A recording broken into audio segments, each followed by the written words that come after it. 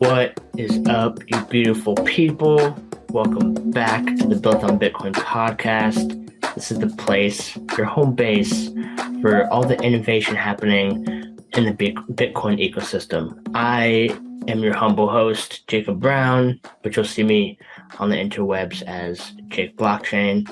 And this is another This Week in Bitcoin episode where we cover all the latest happenings around the ecosystem in the past week or so, covering the big five players as far as I could tell: Bitcoin proper, RSK, Stacks, Liquid, and Lightning. Stuff I can find. This is my second episode of this new format, so I'm still trying to find the best signal to noise places to keep up on Bitcoin news. But without further ado, let's just jump into it. I like to have these be 10-minute episodes or so where I can just give you a quick little download, the latest stuff that happened, and then get you on your day more informed. So first up, without further ado, Bitcoin main chain, Bitcoin proper, if you will. So there's a few updates I saw. One, there is now over 1 billion Bitcoin wallet addresses in existence. I don't know how many of those are active. They could probably find that through chain analysis, but yeah, there's now over 1 billion. So it's the number's getting pretty crazy. And on that same tip, there was a pretty good article on Bitcoin DeFi. So as we see more wallets come online, meaning more people come online and they see the future that Bitcoin can provide and the ability to transact in this decentralized, permissionless way, the need for DeFi is going to become increasingly clear. And there's still not a great source for Bitcoin-centric DeFi. Sovereign is doing what they can on RSK. Alex and StackSwap are doing interesting things on Stacks. I'm not even sure what exists on Liquid. But yeah, there's a good article on HackRead about the need for Bitcoin DeFi. And if you're not subscribed to the newsletter, it's the best place to get all these links. They're in the description below as well, but sent straight to your email, so you can just boom right from your phone. All right, next up, there's a new bug bounty program for Bitcoin improvement proposals. So this will be if you have a proposal you want to put forward and have someone check it over, proofread it, or get some community funding behind it to kind of like vet the idea and get some momentum behind it. BIPbounty.org is a new resource just launched today to crowdfund research and like deep diving into different BIPs that typically might just get posted on the GitHub and they might just die there. So putting more energy and clarity and structure into this BIP process. All right, and then last up for Bitcoin main chain, if you will, is this legal battle between Craig Wright and a Twitter user named Hodlnaut. So if you don't know, Craig Wright is a supposed Satoshi Nakamoto. He says that he controls the keys to the wallet in the Genesis block, just hasn't decided to move them, but he says he is Satoshi Nakamoto. And so people have been kind of like debating that case and slandering his name, as he says. And so Hodlnaut was someone who did that in 2019, and now the court case is going to court in September 12th of next month. And so just this week, he put out a call to action trying to raise funds for this expensive and stupid legal battle. And people came together. He raised over 47 BTC, so over $1 million in just a few days. And yeah, it should be good to see what happens with that. I mean, personally, for me, I think this is one of those red herrings for Bitcoin, which is that people talk so much about how strong of a base layer Bitcoin is. But if Craig was Satoshi, or the person who owns that wallet did move Bitcoin around and then came to public and became a public figure, that's a huge, potentially unstable place for Bitcoin to be that no one just talks about. So I think it's something to watch. I mean, everyone's writing Craig off. I think the chance that he's Satoshi's 1%, but that's 1%. So, but yeah, that's the latest on that, and that's Bitcoin main chain. Next up, we got Stacks in the house. So Gamma is one of the biggest NFT marketplaces on Stacks, and they've been releasing more and more creator tools to make it easier for you as a creator to launch your different collections on Stacks to have these NFTs secured by Bitcoin. So maybe you do art, maybe you do audio, maybe you want to release kind of like membership NFTs. So you can do them in editions, and then you release them in bunches. They're doing a bunch of creator tools. And now they have a new free tool where you can release Discord bots that will give you different stats. So when things sell, how much it's sold for, things like that. It'll be an automatic bot that will track those things for you. And that's free for creators. All right, next up on Stacks, Alex Miller is the CEO of Hero Systems, which is the developer tooling entity within the Stacks ecosystem. So if you're doing any kind of like dev work, you're probably interacting with some of the tools that they've built to make your job as a programmer that much easier. And it's a super subtle thing that he posted, but he announced on Twitter, it's a picture of the stack symbol, which is in purple, surrounded by a bunch of lightning bolts. And it just says, excited for things to come, something like that. And so we have to assume some kind of Stacks Lightning integration is coming soon to Stacks. Now, is that going to be Lightning integration native in the Hero wallet? So we can finally see some native BTC support in the wallet that claims to be, built on Bitcoin. That would be great to see. Don't know what it is yet, TBD, but that's exciting.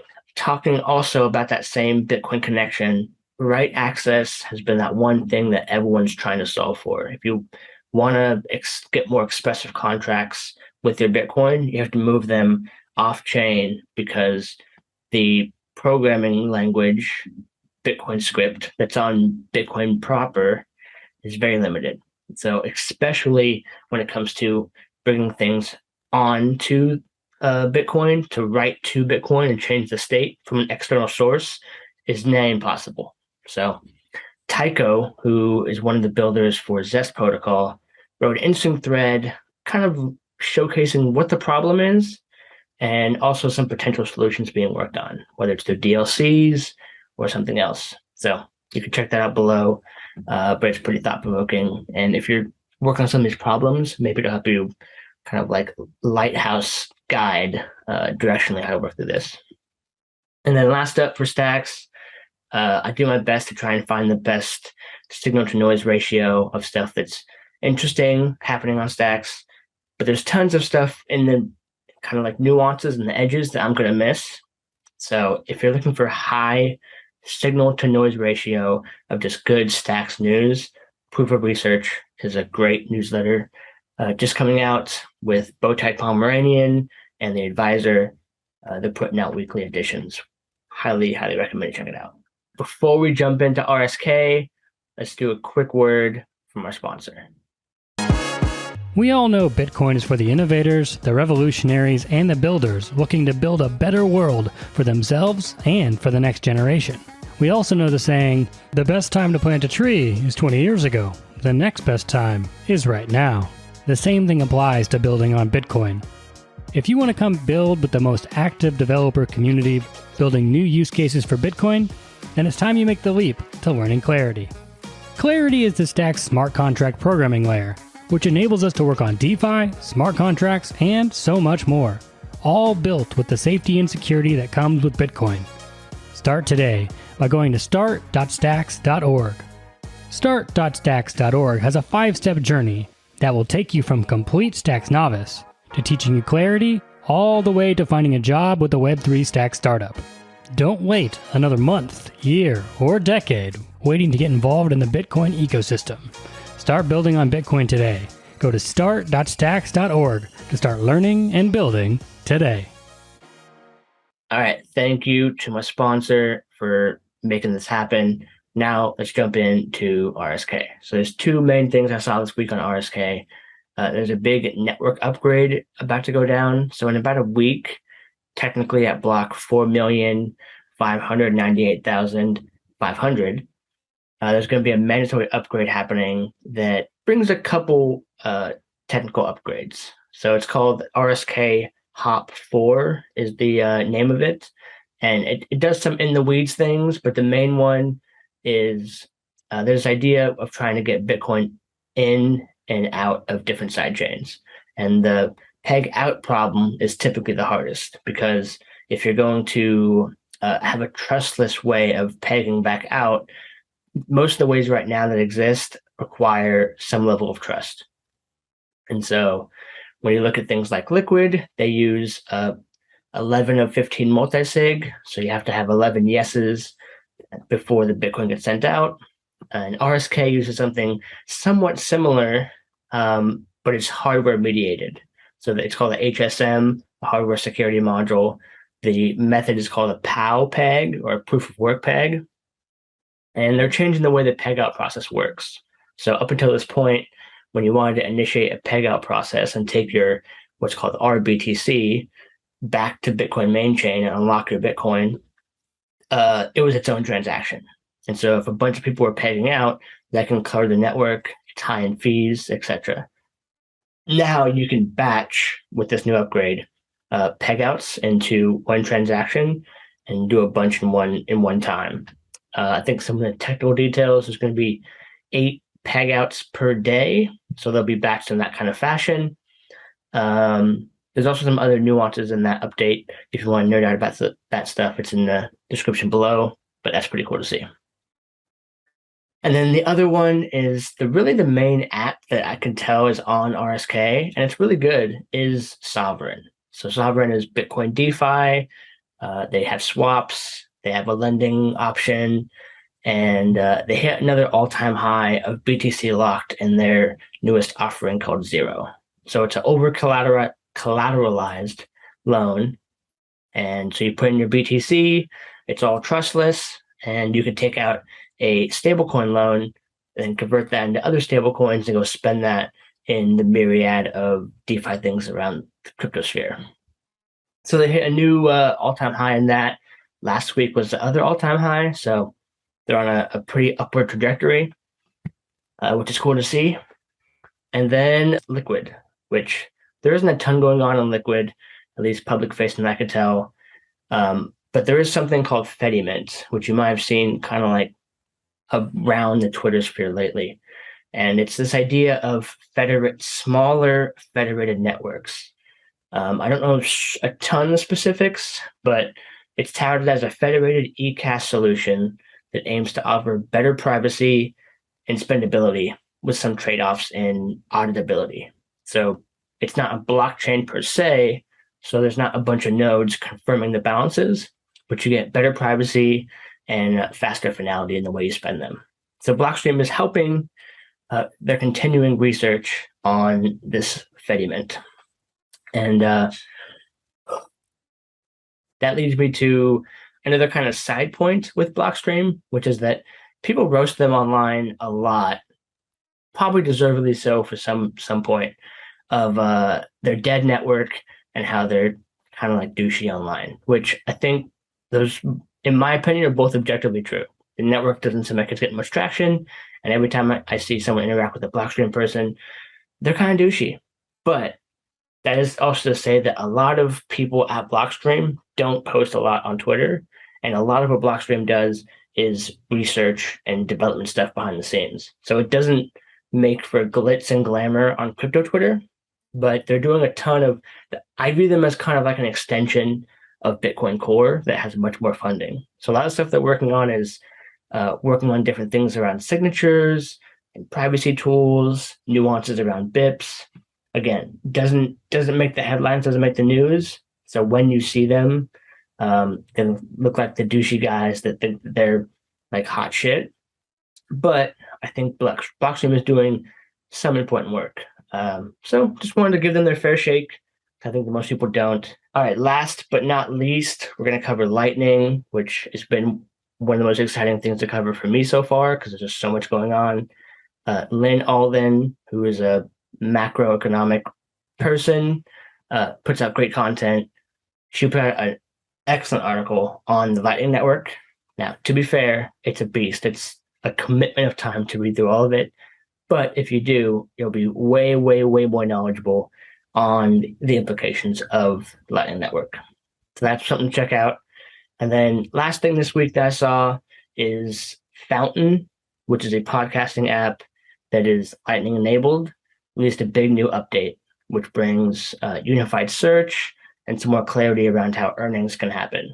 And so they're creating this really cool integration where you can be Web2 native if you want and just use it as a podcast player so you can enjoy this great podcast in the Fountain app. But if you connect your Lightning wallet to it, you can fund it. And then as you're listening to this podcast, for example, you can stream micro, cents, fractions of pennies every minute or so to reward me for my hard work, and vice versa. If you use the app and you clip parts of this episode, things that you thought were particularly valuable, and people like that, they can send you sats for your hard work of clipping up this podcast. So they're creating this nice flywheel of incentivizing all sides and all participants to push up the highest good content and reward them for their hard work in this frictionless payment way that Lightning enables. So pretty cool to see. I'm super, super bullish on Fountain. If you are listening to this and you're not using the Fountain app, please give it a shot. I mean, you're in crypto. You want to be bleeding edge. This is one of the coolest new things coming out. You can get paid in some sats, but also you can help your boy create this content by sending me some pennies. So yeah, that's it for this week in Bitcoin. I love y'all. Hope this was helpful. I'll see you in the next episode. Peace.